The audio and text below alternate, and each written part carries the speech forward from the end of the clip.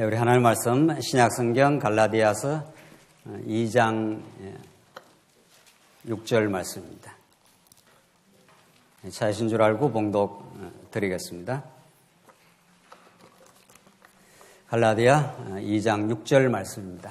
유력하다는 이들 중에 본래 어떤 이들이든지 내게 상관이 없으며 하나님은 사람을 외모로 취하지 아니하시나니 저 유력한 자들은 내게 의무를 더하여 준 것이 없고 도리어 그들은 내가 무할례자에게 복음 전함을 맡은 것이 베드로가 할례자에게 맡음과 같은 것을 보았고 베드로에게 역사하사 그를 할례자의 사도로 삼으시니가 또한 내게 역사하사 나를 이방인의 사도로 삼으셨느니라. 또 기둥같이 여기는 야고보와 게바와 요한도 내게 주신 은혜를 알므로 나와 바나바에게 친교의 악수를 하였으니 우리는 이방인에게로 그들은 할례자에게로 가게 하려 함이라.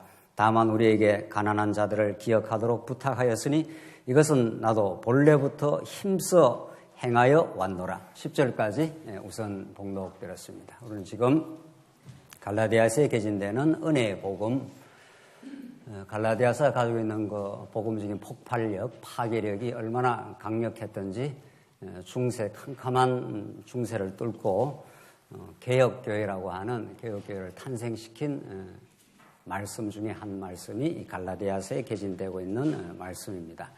그만큼 갈라디아서는 인간이 복음에 대해서 올바르게 이해하는 데 있어서 얼마나 근본적인 그 진리를 우리에게 가르쳐 줍니다. 그 한마디로 요약하면은 갈라디아서 은혜의 복음 이렇게 되어 있습니다. 은혜라는 말은 사실은 우리 자연인들, 타락한 인간들에게는 그렇게 쉽게 납득되는 것이 아닙니다. 타락한 모든 인간은 자기 스스로가 인생의 주인이고 자기가 무언가를 할 수 있고 지금 행하고 있다는 그런 잘못된 관념에 빠져 있는 것이 모든 우리 인간의 생각이기 때문에 그것과는 전혀 다른 모든 것이 주로부터 그의 은혜로부터 교회의 세워짐, 교회의 봉사, 교회가 존속되는 것, 어떤 것도 하나님의 은혜의 사역이라는 사실을 갈라디아서 증거하고 있는데 이것은 우리에게는 상당히 익숙하지만은 중세 천년의 시대, 그때는 너무도 익숙하지 않는 복음이기도 했습니다. 그만큼 인간이 자기 공로, 자기가 무엇을 할 수 있다고 하는 생각이 뿌리 깊이 박혀 있고 오늘 본문에도 그런 내용이 잘 드러나 있습니다. 우리는 지금 갈라디아서에 나오는 복음의 진정성을 우리가 지금 확인하면서 우선 1장부터 2장 14절까지가 복음의 절대성에 대한 강조를 하고 있습니다. 복음은 세상의 어떤 사상, 어떤 철학, 어떤 이방 종교의 가르침과도 다르고 이것은 오직 하나님의 그리스도로부터 계시로 주어진 것이다. 인간의 이성과 어떤 많은 경험을 했다고 하더라도 그건 절대성을 담보할 수가 없고 또 그것이 현대 사상이 너무도 지금 잘 가르쳐주고 있습니다. 모든 것은 상대적이다 하는 것이 지금 현대 사상이니까 그래서 더욱 갈라디아서가 이 시대에 더 빛나고 놀라운 복음인 겁니다. 그래서 그리스도의 계시에 의한 것이고 사도 바울은 그걸 다른 표현을 쓰는데 1장 18절로 14절까지 사람에게서 나지 않았다. 내가 다메섹 도상에서 직접 그로부터 받은 것이었고 내가 어떤 다른 사도하고 상의했거나 그들로부터 배웠거나 한 것이 아니다는 겁니다. 이건 이제 그때 초대교회 당시에 이제 바울에게 직접 준 거죠. 물론 이 시대에는 이제 계속 말씀을 우리가 배워가는 과정을 거치지만 바울의 당시에 지금 복음을 변증하는 입장에서는 사람에게서 나지 않았다 하는 것이 지금 바울의 주장이었습니다. 6절 오늘 봉독드린 6절로 10절은 기둥같이 여기는 사도들과 교제의 악수를 했다고 그렇게 진술을 합니다. 그 당시에 기둥같이 여기는 사도들이 있었는데 단지 교제의 악수를 나눴는 거지 내가 절대적인 복음을 그리스도로부터 직접 받았다는 것을 지금 말하고 있습니다. 6절 보시면 유력하는 자들 중에 본래 어떤 이들이 내게 상관이 없으며 하나님은 사람을 외모로 취하지 아니하시나니. 그러니까 얼마나 사람의 생각이 외모, 어떤 외적인 조건에 영향을 많이 받는다는 것을 사도 바울이 지금 잘 지적하고 있는 건데 사람이 어떤 외적 조건을 봐서 그 사람에게 진리를 깨닫게 한다든가 계시를 해준다든가 특별하게 그렇게 해준다 그런 조건하고 아무 상관없다는 겁니다. 전적인 하나님의 주권이고 전적인 하나님의 은혜로 하나님께서 주어진 것이다. 7절. 도리어 그들은 내가 무할례자에게 복음을 받은 복음 전함을 맡은 것이 베드로가 할례자에게 맡음과 같은 것을 보았고 베드로에게 역사해서 그를 할례자의 사도로 삼으신 이가 나오잖아요. 이가 이 하나님이 이런 말이죠. 그리스도께서 그러니까 하나님께서 베드로에게 역사해서 베드로는 그 당시 예루살렘에 있는 할례자들에게 복음을 전할 수 있도록 그런 하나님께서 직분과 은사와 그는 사명을 주신 것이고 사도 바울에게는 하나님 붙들어서 이방의 사도로 그러니까 무할례자들, 할례를 모르는 이방의 사도로 하나님께서 삼아서 이방 사도로 사역자로 삼았을 뿐이다. 그러니까 원천은 똑같지만 사역이 다를 뿐이다. 그런 거죠, 지금. 그래서 9절 보시면 또 기둥같이 여기는 야고보와 게바와 요한도 내게 주신 은혜를 알므로 그런 거죠. 야고보, 게바, 요한 이게 다 기둥같이 그때 여기는 사도들인데 사도 바울도 동일한 은혜의 복음을 깨달았다는 걸 알았다는 겁니다. 나와 바나바에게 친교의 악수를 하였으니 그러니까 친교 악수 같은 이제 동역자다 이렇게 이제 인정을 했다는 겁니다. 우리는 이방인에게로 그들은 할례자에게로 가게 하려 함이라. 그러니까 원뿌리는 하나님부터 모든 것이 나온 것이고 하나님께서 베드로 같은 사람들에게는 할례자에게 복음을 전하도록 했고 하나님이 사도 바울은 성장 배경도 다릅니다. 다소에서 태어나고 헬라 문화를 능통하고 있었고 또 그러면서도 이제 바리새인 중에 바리새인으로 또 베드로는 베드로대로 하나님께서 귀하게 쓰시고 사도 바울은 사도 바울로도 귀하게 쓰시는 거죠. 어떤 것에 우열이 있을 수가 없는 거죠. 우리 교회도 마찬가지 아니에요. 교회도 어떤 은사를 가지고 있든지 어떤 교회에서 직분을 가지고 있든지 우리가 한 몸을 이루고 다양한 은사가 있을 뿐이지 실제 다 하나님 앞에서 소중한 하나님의 자녀, 하나님의 아들들인 거죠. 바울이 그걸 너무도 잘 알고 있어서 우리는 이방인에게로 지금 가도록 하나님께서 그렇게 인도를 하셨고 그들은 할례자에게로 가게 했을 뿐이다. 그렇게 지금 바울이 이야기하는 거죠. 10절. 다만 우리에게 가난한 자들을 기억하도록 부탁하였으니 이것은 나도 본래부터 힘써 행하여 왔노라. 그러니까 바울에게는 가난한 자들을 위해서 그래서 바울이 여러 마게도냐 지역을 다니면서 예루살렘에 특별히 어려움을 겪고 있는 자들에게 위해서 연보를 이제 모아가지고 그쪽에 전달하는 그런 역할도 한 거죠. 그렇게 하나님 앞에서 사역이 다를 뿐이지 복음의 원천은 동일하다 하는 것을 지금 바울이 밝히면서 내가 깨달은 복음이 하나님께서 주신 그리스도로부터 직접 받은 계시이기 때문에 이게 절대적이다. 그래서 이 절대적인 복음을 내가 전했고 지금 그 복음을 서로가 지금 인정을 하고 있다. 그런 겁니다. 11절 보시면은 11절로 14절 보시면 게바의 유대적인 외식 행위에 대해서 면책한 사실을 진술합니다. 이건 그냥 특이한 사건이에요. 유명한 이 안디옥 사건인데 바울은 이제 무슨 계급이 있는 건 아니에요. 사도건에. 계급이 있는 건 아니지만 먼저 깨달은 자가 오히려 베드로였지 않습니까? 바울은 그 이후에 다메섹 도상에서 오히려 예수 믿는 사람을 잡아 죽이려고 갔다가 하나님의 부름을 받은 거죠. 그래서 이제 나중 사도가 된 사람인 거죠. 나중 사도가 된 사람인데 오히려 나중 사도가 된 사람이 게바가 복음적 판단을 하고 있지 않을 때 면책을 했다는 겁니다. 이 사건을 밝히는 것은 게바를 불킬 얼굴 어렵게 하려고 한 게 아니라 그만큼 복음의 진정성, 복음의 은혜성이 중요하다 하는 것을 지금 밝히는 한 유명한 사례가 여기 나옵니다. 한번 보십시다. 11절. 게바가 안디옥에 이르렀을 때에 책망받을 일이 있기로 내가 그를 대면하여 책망하였노라.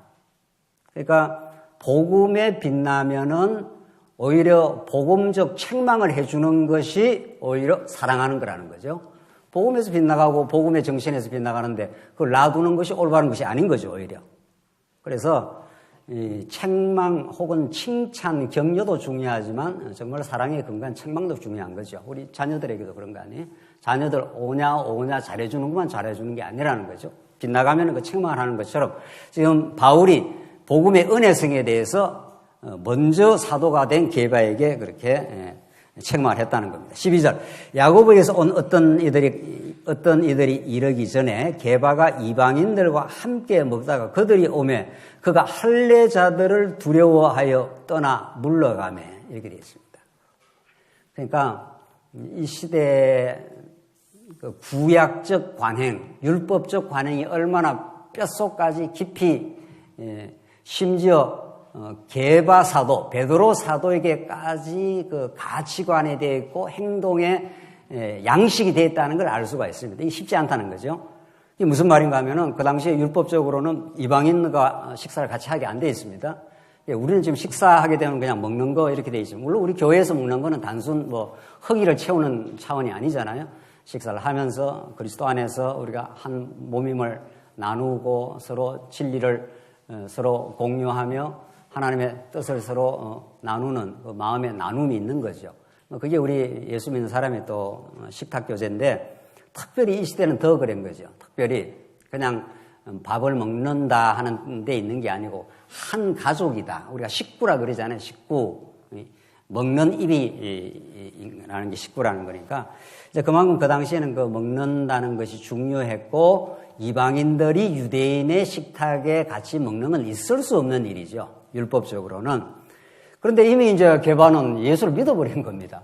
예수를 믿고 나면은 사실은 예수 믿었다는 것 자체가 영원한 생명이요, 영원한 가치요, 영원한 정말 놀라운 복음이 이제 진리를 깨달은 건데 그 영원한 복음은 이전의 타락한 문화, 잘못된 문화를 혁파하는 그런 강력한 힘이 있습니다. 갈라디아서 이제 뒤에 가면 잘 나오는데 남자든 여자든 뭐 종이든 주인이든 복음 안에서는 다 하나라는 거예요.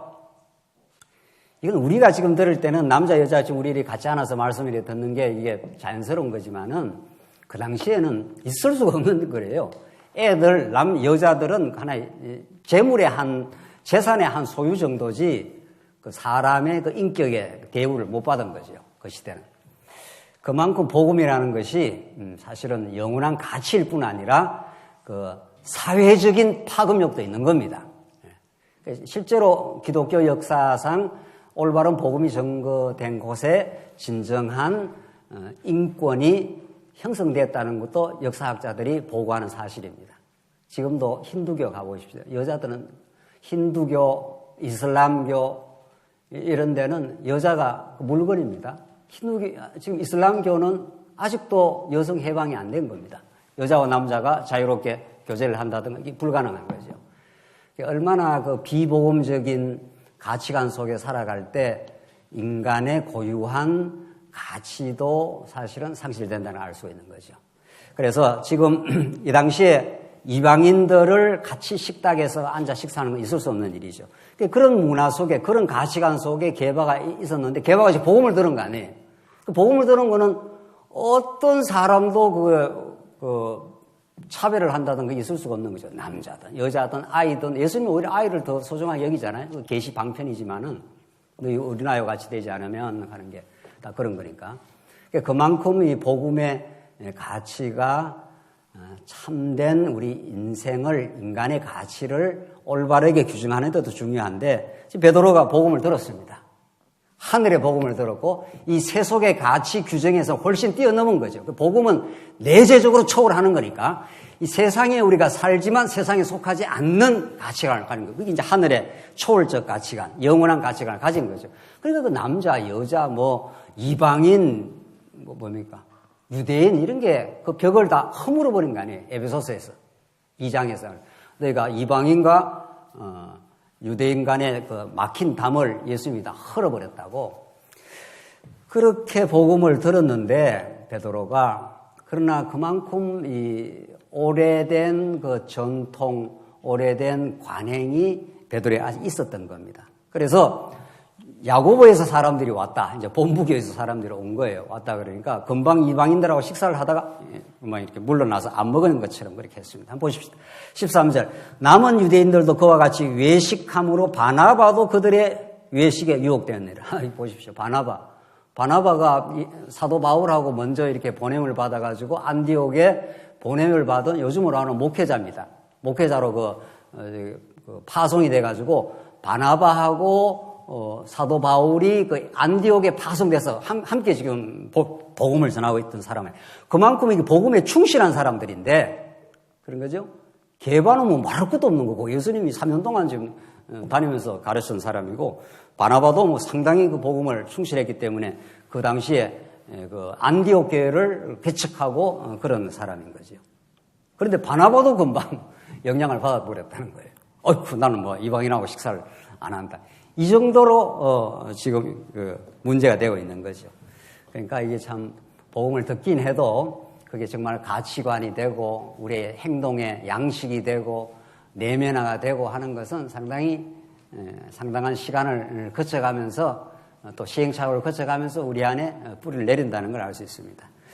그래서 14절 바울이 그걸 보고 그러므로 나는 그들이 복음의 진리를 따라 바르게 행하지 아니함을 보고 그게 왜 그러냐 그러죠. 이방인하고 식사하는 게 뭐 문제가 돼요. 이전의 시대는 문제가 됐지만 이제 예수가 온 이후에 예수가 지금 역사 가운데 하나님의 말씀이 육신이 되어 이 땅에 오심으로 모든 차별을 다 철폐하고 어떤 사람도 하나님의 택한 백성은 하나님의 자녀가 될 수 있다고 하는 아무런 인간의 조건, 외적 조건하고 상관없이 하나님의 자녀가 된다. 우리는 예수로 말미암아 하나님의 아버지라 이렇게 부르는 당당한 하나님의 자녀가 되었다. 이게 우리가 지금 믿는 복음의 그 가치인데 그때만 해도 게바라든가 심지어 바나바도 같이 이렇게 유혹이 돼가지고 그만큼 이제 무서운 거죠. 관행이라는 게. 그래서 모든 자에서 게바에게 이르되 내가 유대인으로서 이방인을 따르고 유대인답게 살지 아니하면서 어찌하여 억지로 이방인을 유대인답게 살게 하려니라. 왜 억지로 그렇게 외식을 하면서 마치 그렇게 안 했는 것처럼 그렇게 하느냐 해서 아주 직접적으로 책망을 했다는 거죠. 이 사건을 이렇게 밝히는 이유가 있는 거죠. 이 사건을. 그만큼 복음의 은혜성으로 내면화되고 인격화되고 정말 진정한 율법적 사고방식에서 벗어나기가 그리 쉽지 않다는 겁니다. 사도 바울이 이제 지금부터 이제 본격적으로 복음의 은혜성을 가르쳐 주는데 복음의 은혜성 하면 우리가 지금 많이 들었지 않습니까? 많이 들었다는 게 중요한 게 아닙니다. 실제로 복음의 은혜성 하면 성경 66권 전체를 망라해도 상관이 없어요. 사실 갈라디아서가 지금 66권 전체를 딱 압축하면은 갈라디아서라도 다음이 없는 거죠. 복음 하면 바로 그게 은혜성, 그 외에 다른 것이 붙을 수가 없다. 그래서 우리 종교개혁자들이 솔라 그라티아, 오직 은혜로, 그게 지금 우리가 들으면 너무 당연한 이야기죠. 사실은 복음이 은혜지. 그건 그렇지 않습니다.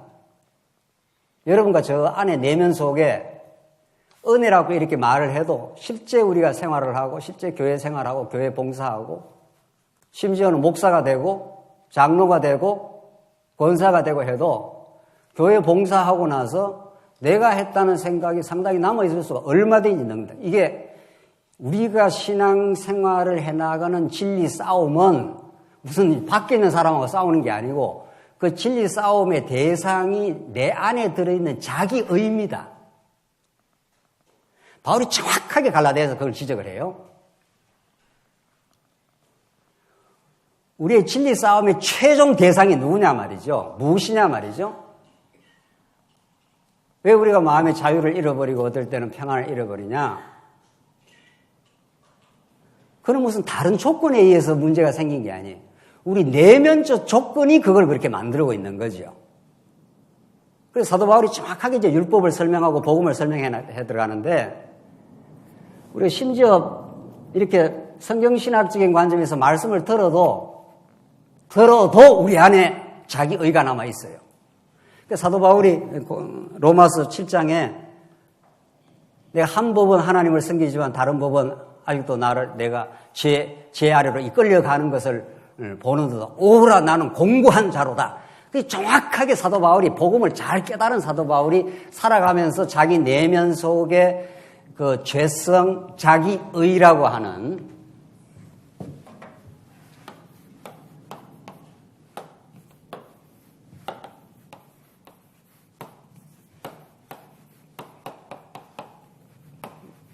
죄라는 게 뭐예요? 죄라는 게 밖으로 드러나는 게 아니에요. 물론 드러날 수가 있죠. 드러날 수가 있죠.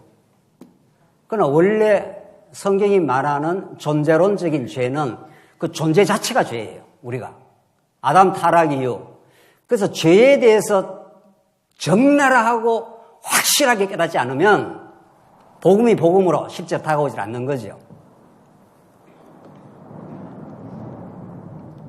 아담 타락 이후 인간이 생각하고 계획하고 도모하고 하는 모든 것이 정확하게 자기 의입니다. 내가 이렇게 의롭다, 이런 거죠. 내가 뭔가를 해낸다, 뭐 이런 거죠. 또 해냈다, 뭐 이런 거예요. 그거 빼면 인간이 아무것도 없어요. 이거는 복음을 안 듣는 사람이 하는 일이 아니라 복음을 많이 들은 사람도 그럴 수 있는 겁니다.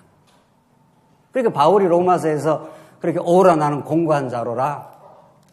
내 마음은 한 법은 하나님을 섬기고자 하나 내 마음의 다른 법이 나를 죄악 가운데로 인도하는 것을 보는도다. 오라 나는 공고한 자로다. 이렇게 하죠.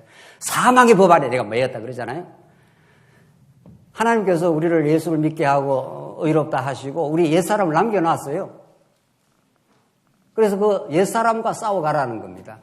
네 힘으로는 절대로 못 이기고 못 이겨요. 못 이기는 게 아니라 인간 자체가 이걸 추구해요. 인간 자체가 너나 할 거 없이 뭐 조금만 뭐 일이 돼 보십시오. 조금만 힘 있는 자리 가보란 말이죠. 인간은 당장 그 힘을 작동하기 시작합니다. 그래서 갈라디아서 말씀은 옛날에 들었던 말씀 이런 게 아니라 지금 현재 진행 중인 오고 오는 예수님 오실 때까지 우리 택한 백성이 들어야 될 본질적인 말씀이에요. 그래서 지금부터 설명을 바울이 2장 15절부터 4장 11절까지 복음의 은혜성에 대해서 이제 확증을 해줍니다. 그러니까 복음 은혜 묻고 다 아는 소리 아니냐 말이죠. 다 아는 소리가 아니에요. 미안하지만 물론 뭐 말은 알고 있죠. 말은 그것이 정말 인격화되고 정말 은혜로 내가 살고 은혜로 봉사하고 은혜로 내가 지금 모든 일을 해나간다. 그걸 진짜 믿으면 참 자유에 이르는 거죠, 우리가. 그러니까 갈라디아서는 복음의 은혜성과 더불어 그 은혜가 무엇인지를 진짜 깨닫고 나면 자유를 이제 구가를 하게 된다는 거예요. 참된 자유, 가짜 자유 말고 그것도. 그래서 갈라디아서 이렇게 짧고 하지만 이것이 갖고 있는 그 파괴력이 대단해요. 우리 속에 꽈리를 틀고 자기도 자기를 잘 몰라요, 우리가. 어떨 때는. 자기도 자기가 뭐 하고 있는지도 잘 모를 정도로 죄가 유혹적이고 기만적이에요. 그래서 사도 바울이 너 자신을 속이지 마. 남은 속여도 남 속이는 건 문제가 아니에요, 따지고 보면. 그건 들키기도 하고 그러잖아요. 자기를 속여버렸으니까 그걸 누가 캐치를 해줄 거냐고요. 네. 자기를 속였으니까. 하나님의 복음만이 그걸 밝혀내고 그걸 노출을 시키고 그 곰팡이 같은 내면에 있는 것들을 확 빛 가운데 다 노출을 시켜가지고 시원하게 만들어주는 게 복음의 능력이에요. 아, 그랬구나. 내가 다 자기 의를 위해서 애썼구나. 이렇게 되는 거죠. 그래야 이게 확 밝아져가지고 시온의 대로가 우리 마음속에 열린다는 게 그런 뜻이에요. 뭘 조금만 좀 해보지요. 조금만 공부를 좀 해보지요. 뭘 좀 안다, 뭘 좀 했다, 뭐를 좀 뭔가 봉사를 했다. 그게 모든 것이 하나님이 주신 은혜의 선물들인데 말이죠. 그래서 바울이 이제 본격적으로 설명을 해갑니다. 한번 보십시다. 15절로 18절 율법의 행위로는 의롭다함을 얻을 육체가 없음을 강변한다 그랬어요. 율법의 행위, 내가 율법을 하나, 둘, 셋. 율법의 행위는 누적적이에요. 이렇게 하나, 둘, 셋, 넷 쌓아가는 거죠. 그래서 여러분들 절 앞에 가면은 뭐가 쌓여져 있습니까? 절 앞에 가면은. 워낙 신령해서 절에는 안 가시나요? 절 앞에 가면 뭐가 이렇게 쌓여져 있습니까? 돌 쌓여있고, 석탑이 다 쌓여있고 하잖아요. 그게 하나, 둘, 셋, 이렇게 내가 쌓아 놓는다는 겁니다.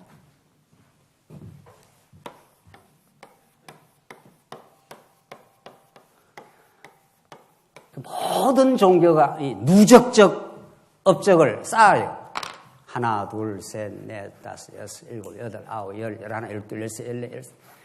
이걸 많이 쌓으면 자기 자아 실현이 되는 거죠. 저걸 쌓을 게 없는 사람은 별 볼 일 없는 인생 이렇게 되는 거죠. 그렇습니까? 복음 안에 있으면. 이거 뿌리 뽑는 것들이 쉽지 않아요? 이게 진짜 복음을 정통으로 하나님의 은혜로 성령의 감동으로 그렇게 깨닫고 또 깨닫고 또 깨닫고 또 깨닫고 평생 깨달아가는 게 이 복음의 은혜성이에요. 그래서 율법의 행위로는 의롭다함을 얻을 육체가 없음을 강변한다 그랬어요. 사도 바울이 15절로 18절. 한번 보십시다. 우리는 본래 유대인이요 이방 죄인이 아니로되 사람이 의롭게 되는 것은 율법의 행위로 말미암은 것이 아니요. 이건 이 시대의 가치관, 이 유대주의적인 가치관, 유대주의는 딴 말로 말하면 율법주의적 가치관이니까 그 율법주의적 가치관, 유대주의적 가치관은 그 시대에 제한된 게 아니고 아담 타락 이후 모든 인간이 가지고 있는 가치관입니다. 우리가 지금 신약에 와서 유대주의하고 싸운다, 뭐 세속주의하고 싸운다, 적거리하고 싸운다 이런 걸 자꾸 무슨 밖에 있는 사람하고 싸우는 줄 아는가 봐요. 그런 걸 헛다리를 짚으다 그래요. 싸움의 대상을 잘못 잡은 거예요. 유대주의가 어디에 있습니까? 여러분과 저 안에 꽈리를 털고 딱 자리 잡고 있습니다. 다른 말로 말하면 업적주의, 유대주의, 율법주의, 공로주의 이런 거 말이죠. 그런 거 없으면 싸움 날 일이 없어요. 그런 거 없으면. 하나님도 은혜로 했고 다른 지체가 하는 것도 하나님 은혜고 하고 내가 하는 것도 하나님 은혜로 하면은 싸움 날 일이 뭐가 있겠나요? 원칙적으로 말하면.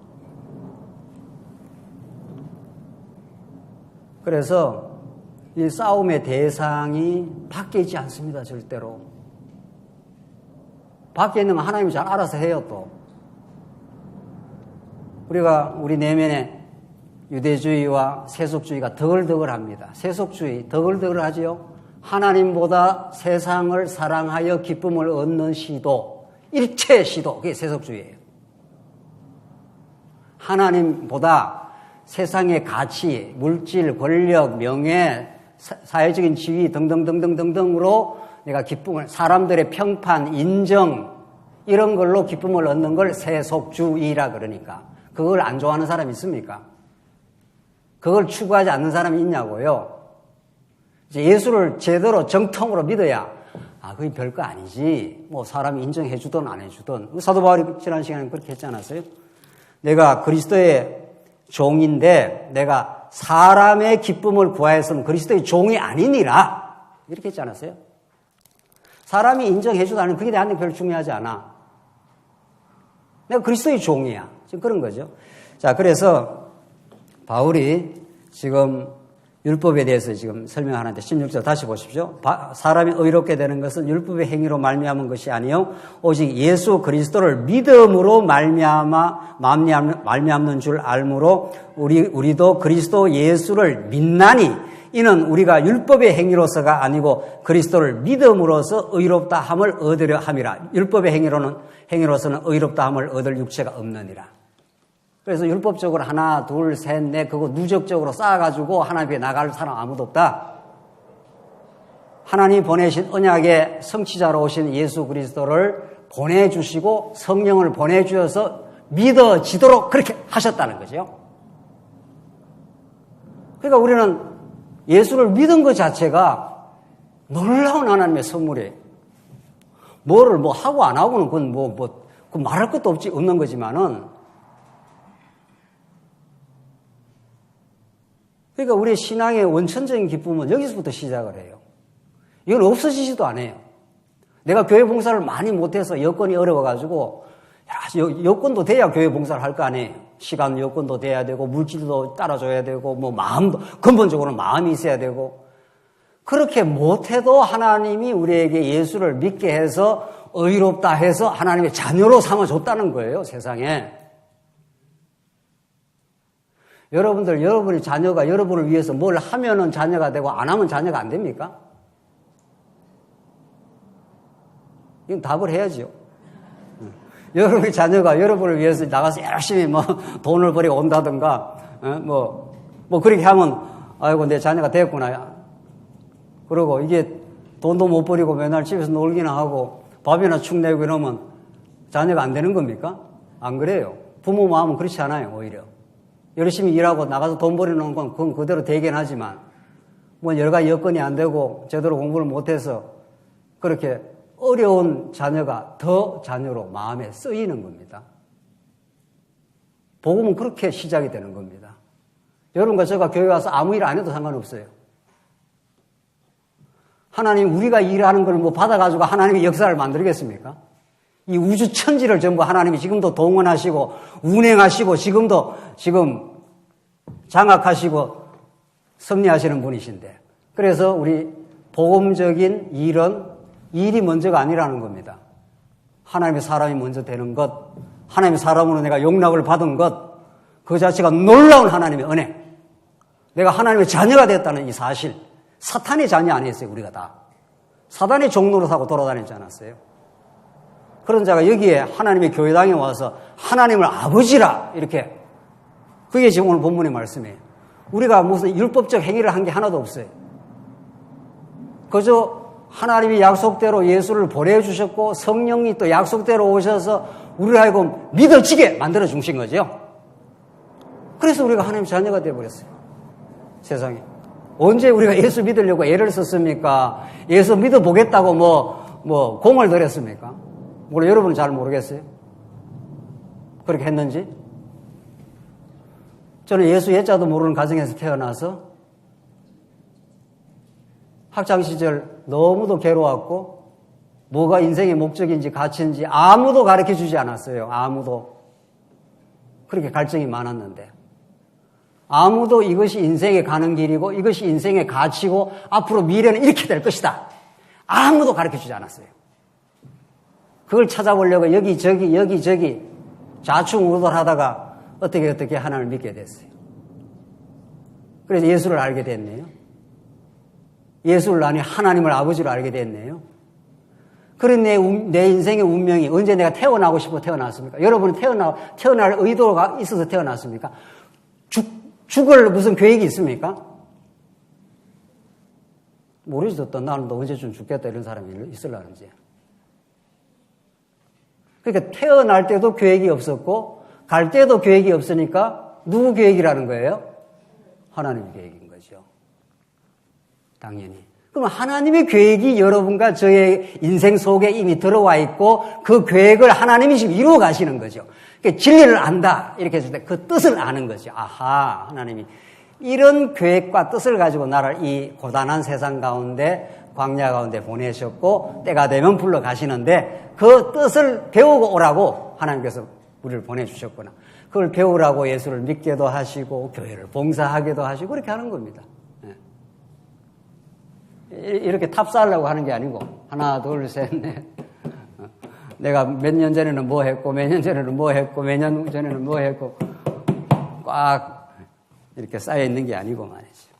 저 모두가 하나님이 예수를 믿게 하시고 진리를 깨닫게 하시고 그 풍성한 십자가의 은혜로 우리를 구속해내시고 부활의 주님으로 하나님의 자녀임을 입증하시고 우리가 의롭다고 선포해 주시고 예수님 부활 성천하셔가지고 지금도 굽어 살피주시고 마침내 약속대로 다시 오셔서 새하늘과 새 땅을 이루어 주실 것이고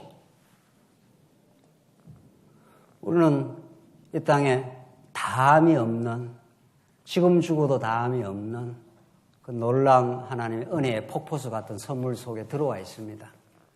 여러분과 제가 이 땅에 다 망해도 상관없고 실패해도 상관없습니다. 또 좀 성공했다고 해도 그게 대단한 것도 아니고 말이죠. 우리의 가치는 거기에 있는 게 아니고 그 모든 것들이 하나님을 배우게 하는 소재들이고 도구들이고 방편들일 뿐입니다. 오늘 여러분과 제가 복음을 정통으로 듣는다면은 지금 죽어도 다함이 없는 영원한 복음 속에 들어있는 새하늘과 새 땅의 그 나라가 분명히 하나님께서 우리에게 유업으로 주실 것, 그리고 그 위대하신 하나님의 자녀가 이미 된 것. 오늘 본문이 그래요. 의롭다 함을 받아야 자녀가 되는 거거든요. 하나님 죄인하고 하나님 함께 있지 않습니다. 하나님 거룩하시기 때문에 죄인이 오면 죽어요. 그러니까 구약의 성전에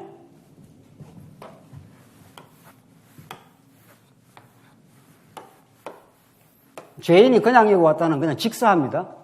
그러니까 아무나 못 들어가고 제사장이 제사장 복을 입고 양을 한 마리 잡아가지고 깨끗한 피를 받아가지고 이게 들어가는 거예요.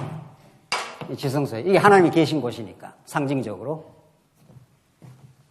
그래서 여러분과 제가 예수 피를 가지고 이렇게 하나님 앞에 나온 거죠.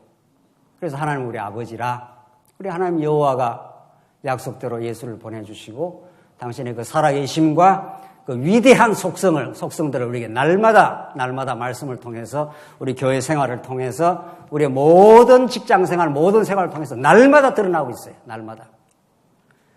그게 우리가 하나님의 자녀가 되었다는 겁니다. 세상에 하나님의 아들보다 더 귀한 건 없거든요. 그러니까 하나님의 아들이 된 거예요.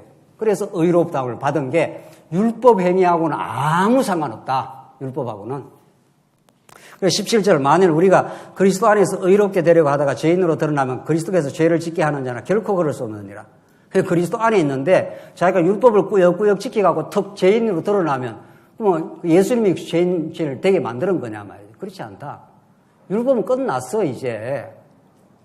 율법은 예수 믿음으로 모든 율법의 기능이 종식되고 끝났는데 그걸 다시 되살려내가지고 자꾸 율법 1조, 2조, 3조 그러고 앉아있냐 이런 거지. 18절 만일 내가 헐었던 것을 다시 세우면 내가 나를 범법한 자로 만드는 것이라. 헐었던 것 싹 다 예수 안에서 율법은 다 헐어진 건데 그걸 다시 세우면 내가 나를 범법한 자로 만든다는 거예요. 율법을 세우면 그게 율법이 자기가 걸리니까. 그렇지 않아. 지금 유대인들을 향하여 통렬하게 지금 사도 바울이 율법 끝났어. 성취됐어. 이제 예수 안에. 그러니까 우리는 구약 율법을 보지 않습니까? 구약 율법 보더라도 율법을 보는 게 아니고 예수라는 프리즘을 통해서 율법을 지금 보는 거죠. 우리 구약에 뭐 민수기를 본다든가 출애굽기서를 볼 때도 그렇잖아요. 구약의 율법 10계명이든 율례든 규례든 그게 율법으로 다가오는 게 아니라 그게 전부 누구로 다가옵니까? 그 모든 율법을 성취하신 예수를 통해서 우리가 지금 보는 거죠. 그러니까 이 성경이 어떻게 해요? 내게 대하여 증거하는 것이라. 그래서 우리는 율법적 저주로부터 완전히 자유하게 된 거예요. 완전히 벗어나 버렸어요. 그런데 이제 와서 무슨 율법 운운하면서 하느냐 말이에요. 바울이 지금 하는 말이에요. 19절 보십시다. 이제 중요한 말씀이 나오는데 뭐 앞에도 다 중요하지만 보십시오. 19절 얼마나 깊이가 있는 말씀인가 보십시오. 19절로 21절까지인데 율법을 향해 죽은 것은 믿음 안에서 사는 것을 역설합니다. 이거 잘 이해하셔야 됩니다. 이거 정말. 율법을 향해 죽었다는 말도 우리가 잘 이해를 해야 되고 또 믿음 안에서 산다 하는 말도 잘 이해를 해야 될 부분이에요. 한번 읽고서 해석하십시다. 19절. 내가 율법으로 말미암아 율법에 대하여 죽었나니. 뭐 죽었다는 말이 무슨 말이에요? 그 다음 이는 하나님에 대하여 살려함이라. 19절 말씀. 잘 이해를 해야 될 본문이죠. 내가 율법을 향하여 율법에 대하여 율법으로 말미암아 율법에 대하여 죽었나니. 이때 죽었다는 말이 무슨 말이냐는 거예요. 지금 이렇게 살아있는데, 사람이. 지금 사도 바울은 지금 갈라디아 이 설을 받는 독자들에게 지금 그걸 지금 설명하고 있는 거잖아요. 너희들 다 율법 안에서 죽었어. 율법에 대하여. 율법으로 말미암아 율법에 대하여 다 죽어버렸어. 죽었나니, 과거사죠. 이는 하나님에 대하여 살려함이라. 20절까지 읽고 해석하죠. 그 유명한 갈라디아서 2장 20절 말씀이. 내가 그리스도와 함께 십자가에 못 박혔나니 그런즉 이제는 내가 사는 것이 아니요 오직 내 안에 그리스도께서 사신 것이라. 이 말씀도 무슨 말이에요? 이 말씀이 무슨 말이냐고요? 예수님 벌써 사도 바울은 이때 지금 살고 있고 예수님 벌써 이미 십자가에 돌아가셨어요. 사도 바울이 복음을 전파하러 지금 여러 지역을 다니고 있어요. 예수님 돌아가신 건 수십 년 전이에요, 벌써. 그런데 20절이 뭐라고 그런가 하면은 내가 그리스도와 함께 십자가에 못 박혔나니. 지금 사도 바울이 여기 살고 있고 지금 우리는 지금 21세기에 살고 있고 사도 바울이 갈라디아 독자들에게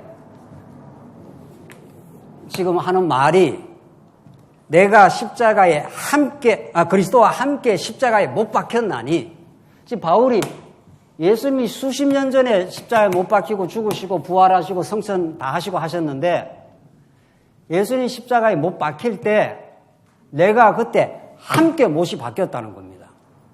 바울이 지금 하는 말이에요. 바울은 예수님을 직접 보지도 못한 사람이에요. 육신적으로는 다메섹 도상에서 나타난 예수를 만난 거지 예수님이 이렇게 공생애 하실 때는 못 봤지 않습니까? 십자가에 달린 걸 보지도 못했어요. 사도 바울은. 그런데 바울의 지금 표현이 내가 그리스도와 함께 십자가에 못 박혔다는 거예요. 이걸 어떻게 이해할 거예요? 그리고 이 본문의 말씀이 오늘 우리에게도 그대로 동일하게 원리적으로 적용되는 말씀 아니에요. 우리는 지금 21세기에 살고 있잖아요. 우리는 예수님 십자가 보지도 못했잖아요. 그런데 이 말씀이 그대로 적용이 되죠, 우리한테도. 여러분과 저도 예수님 십자가 못 박히실 때 어떻게 됐습니까? 같이 못 박혔어요.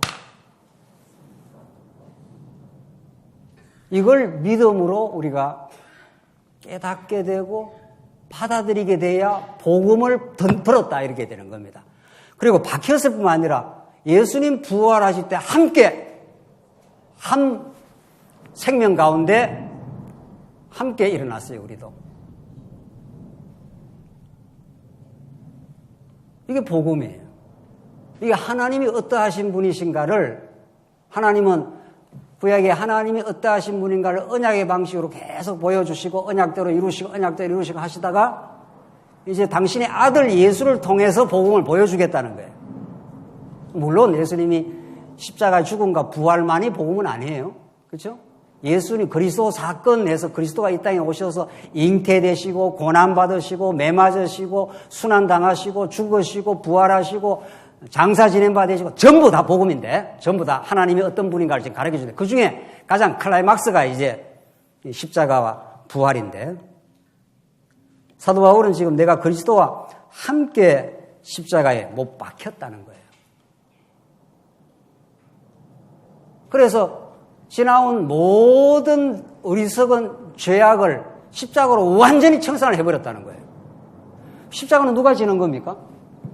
십자가는 누가 지는 거예요? 죄인이 구약에 나무에 달린 자마다 신명기에 나무에 달린 자마다 저주받은 자니라. 신명기에 정확하게 나무에 달린 자를 저주받은 자라 그래요. 신명기에 이렇게 하면은 너희들 복을 받고 저렇게 하면은 저주를 받는다.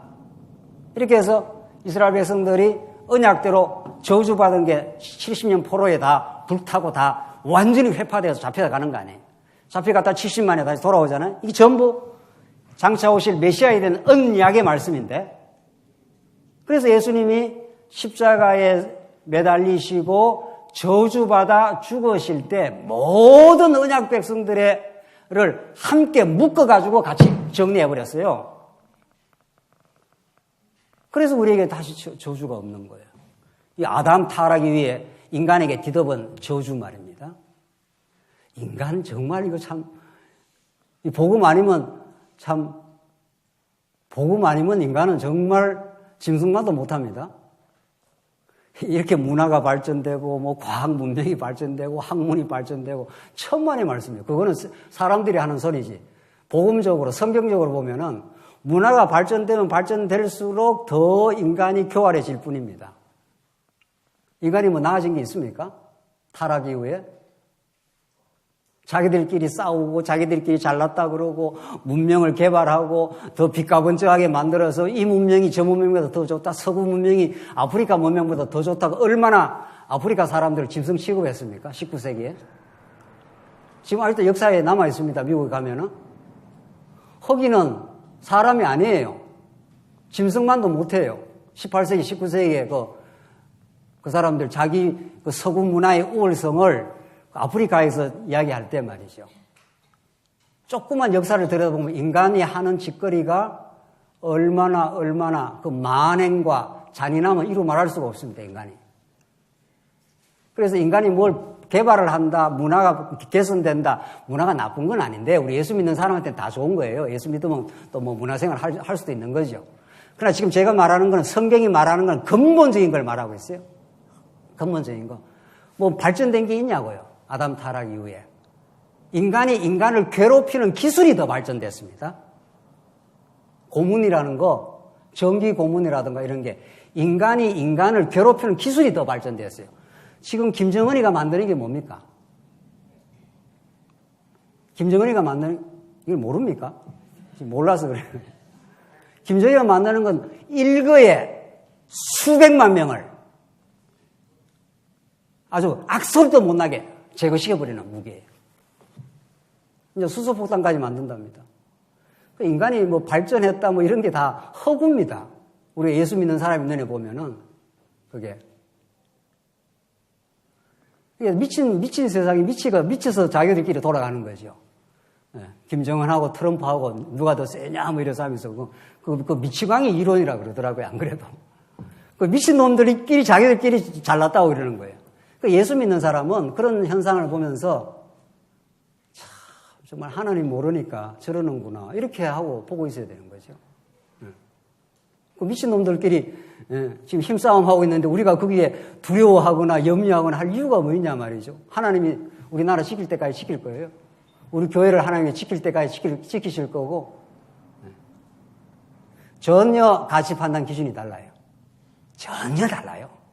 우리가 예수 믿고 지금 새로운 가치관을 얻고 율법에 대해서 죽었는데 율법에 대해서 죽어버렸어요. 우리가. 율법은 우리를 죽이는 거예요. 구약의 율법은 이미 아담 타락한 사람들에게 죄인들에게 하나님께서 율법을 주신 거 아니에요. 그렇죠?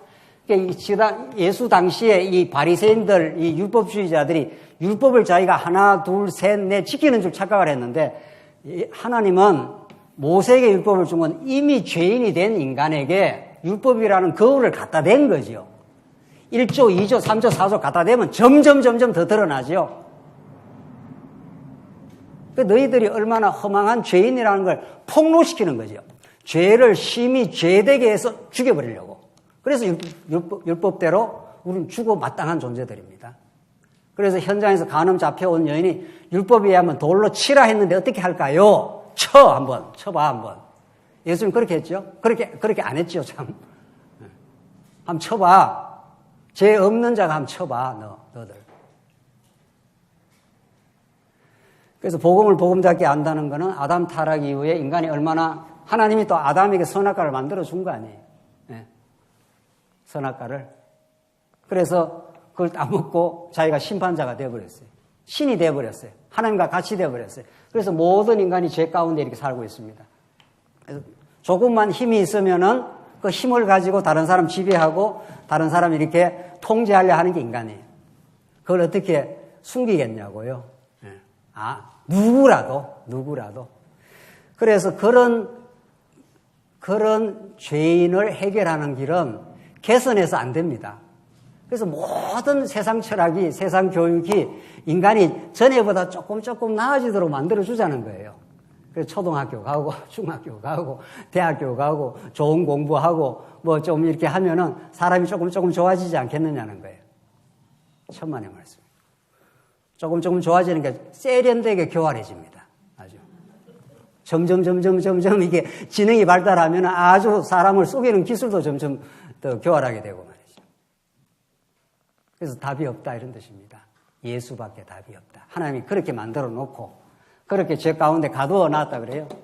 그래서 율법을 등장시켜서 율법으로 말미암아 너 죽었어. 그래서 율법에 대하여 죽었나니 이렇게 사도 바울이. 그래서 인간의 문제는 죽어버려야 끝나요. 여러분들 중독이 얼마나 무서운 줄 아십니까? 알코올 중독, 게임 중독, 인정 중독, 사람한테 인정받아야 되는 인정도 그 중독이랍니다. 해결 안 납니다. 어떻게 해결합니까? 중독에 걸린 사람이 어떻게 해결하겠어요? 죽어버려야 해결나요. 죽으면 해결나요. 그만큼 무섭습니다. 죄라는 게, 중독이라는 게. 그래서 복음이 너무너무 필요한 겁니다. 그래서 우리가 복음 안에 들어왔다는 것은 모든 죄악의 사슬, 중독적인 그로부터 우리를 점점 이제 해방을 시켜내는 거죠. 점점 원리적으로 이미 해방받았고 우리는. 그래서 지금 내가 율법으로 말미암아 율법에 대하여 죽었나니 하는 것은 옛사람의 죽음입니다. 이 그 사람 말고요. 그 사람이 이게 살아있잖아요. 아직도. 그렇잖아요. 우리 옛사람을 하나님께서 십자가로 죽여버리고 부활해서 새 생명 가운데 살게 하려고. 그래서 예수밖에 없습니다. 이렇게 우리를 만들어주겠다는 거예요. 그 예수께 꼭 붙들고 살도록. 또 내가 붙드는 것도 아니고 예수가 나를 지체로 삼아서 우리를 예수의 가치로 살도록 점점 만들어주겠다 이런 뜻입니다. 그래서 갈라디아서가 지금 내가 그리스도와 함께 십자가에 못 박혔나니 이 위대한 선언 말이죠. 그래서 예수가 십자가에서 다 못 박아버렸어요. 여러분과 제 옛사람을 전부 다 정리를 해버렸어요. 그런즉 이제는 내가 사는 것이 아니요 오직 내 안에 그리스도께서 사시는 것이라. 지금 우리가 이제 살아있다 하는 것은 육신이 살아있다가 영이 거듭나서 살아난 거 아니에요. 내 안에 그리스도의 생명이 살아났어요. 그래서 우리가 그리스도의 사람이 된 거예요. 이제는 이제 무엇을 해도 하나님이 행하신다는 걸 깨닫고 하나님의 은혜임을 깨닫고 그렇게 살아가는 것이 그리스도의 사람으로 살아가는 거예요. 전에는 타락한 인간은 무엇을 해도 자기 의에 우리가 이 타락한 옛사람이잖아요. 우리가 예수님이 찾아오셔서 우리가 영이 살아났어요. 그러니까 이 타락한 이 옛자, 이게 옛자란 말이죠. 이게 늘 안에서 꿈틀거려요. 원리적으로는 십자가에서 완전히 못 박아버렸고, 정리했고, 하나님이 좀 남겨뒀습니다. 아직 싸울 대상으로 이스라엘 백성들 가나안 땅 여호수아가 들어가서 이미 원칙적으로 다 정복한 거예요, 사실은. 다 썰어버린 거 아니에요, 여호수아가. 그런데 그 후대 이스라엘 백성들로 하여금 하나님을 더 의지하고 배워가게 하려고 남겨뒀습니다. 이방 대적들을. 그렇잖아요. 사사기 시대 때 또 쳐들어 하잖아요. 여기 지금 남겨놓은 겁니다. 하나님이 여러분과 저한테. 왜? 내 힘으로는 이걸 못 이기는 거구나. 여기 자기의입니다. 다른 말로 말하면 세속주의, 유대주의 이런 겁니다. 이게 꿈틀꿈틀대면 우리가 예수 멀쩡하게 잘 믿다가 말이죠. 예수 잘 믿고 우리가 봉사도 열심히 잘 하지 않습니까? 열심히 땀 흘려 버려갖고 연보하고 다 열심히 해놓고는 가끔 본전 생각이 나요. 내가 이렇게 봉사를 했는데 누가 좀 안 알아주나, 뭐 이런 거. 괜히 안 알아주면 섭섭하고 말이죠. 그게 안에서 이렇게 꿈틀꿈틀 대는 겁니다, 이래. 우리가 예수 믿은 것도, 교회를 위해서 봉사할 수 있었던 것도, 이렇게 진리를 깨달아가는 것도, 또 진리를 위해서 우리가 애쓰는 것도, 이게 십자가에 하나님께서 옛사람을 다 못 박게 하시고 내 안에 그리스도가 사신 것이라. 이제 내가 육체로 사는 것은 나를 사랑하사 나를 위하여 자기 자신을 버리신 하나님의 아들을 믿는 믿음 안에서 사는 것이라. 그 아들을 내게 보내줘서 내 영원한 생명이 되어주시고 하나님 우리 여호와의 영원한 은혜와 사랑을 그 놀라운 주권과 전능하심을 깨닫게 했으니 이제 내가 산 것이 아니요 내 안에 그리스도가 사신 것이라고 완전히 세상의 가치관을 십자가에 못 박고 하늘의 가치관으로 그리스도의 가치관으로 그리스도를 우리의 삶의 소망으로 우리의 전부로 우리의 영원히 변치 않는 우리의 기쁨으로 그렇게 우리를 만들어 주셨다는 겁니다. 갈라디아 성도들아 어리석도다 갈라디아 성도들아 하면서 3장 1절이 그렇게 나가요 지금. 오늘 이 본문의 말씀대로 우리 안에 찾아오시고 언약대로 신실하게 살아계심과 그 무궁한 은혜를 가르쳐 주신 그 복음의 은혜성이 여러분과 저의 언제나 우리의 삶을 지배함으로 기쁨과 감사가 넘치길 바랍니다. 기도하십시다. 자비하신 하나님 아버지 은혜를 감사합니다. 은혜가 아니면 아무 설명할 수 없는 우리 인생의 허망함과 어리석음을 그리스도의 의로 덮어주시고 하나님 살아계셔서 지금도 우리와 함께 해주시고 우리 교회의 머리가 되어주셔서 그리스도 안에 그 놀라운 은혜의 승리 속에 있게 하심을 너무도 감사합니다. 이 말씀이 우리의 평생을 지배하게 하시옵소서. 예수님 이름으로 기도하옵나이다. 아멘.